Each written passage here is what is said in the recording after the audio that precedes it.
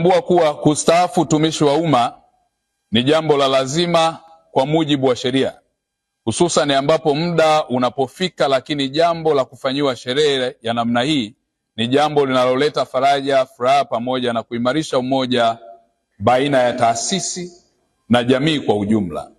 Hivyo ni imani yangu kuwa mtaendelea kushirikiana na idara ya uhamiaji na kutoa ushirikiano pamoja na kushiriki matukio mbalimbali ya kijamii yanayohusu familia ya uhamiaji.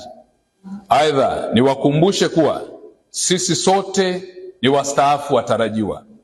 Hivyo uwepo wetu katika hafla hii inatukumbusha sisi kwamba kuna muda tutastaafu na kuna maisha baada ya ustaafu.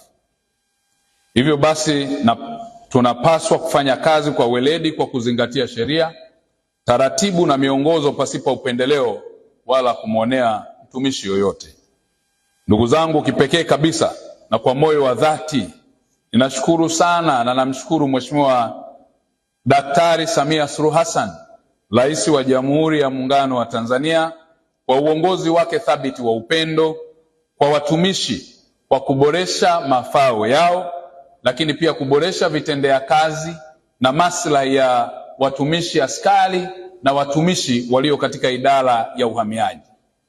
Mambo mengi ameyafanya, na kwa sababu leo ni siku ya sherehe sina sababu ya kurudia, lakini mnafahamu maboresho yaliyofanyika katika maslahi ya askari na watumishi katika idara yetu ya uhamiaji, maboresho ya maeneo yetu ya ofisi ambayo yanaendelea, pia hata ujenzi wa ofisi yetu ya makao makuu pale Dodoma na maeneo mengine.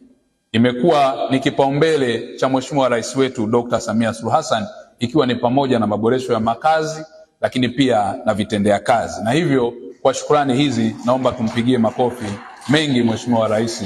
Asante sana Mheshimiwa Rais. Vivyo hivyo, ndugu zangu wageni waalikwa, kwa kuzingatia upendo huu mkuu Mheshimiwa Rais kwa wastaafu, natoa wito kwa viongozi wa idara ya uhamiaji kuhakikisha wastaafu wote wanapata stahiki zao kwa wakati. Tutajitahidi kadri iwezekanavyo kuwaondolea usumbufu wanenda rudi, lakini pia kudaiwa nyaraka za hapa na pale. Mmekuwa watumishi wa umma, mmefanya kazi yenu kwa utumishi uliotukuka, mwendo mmeumaliza, imani mmeilinda na taifa letu liko salama.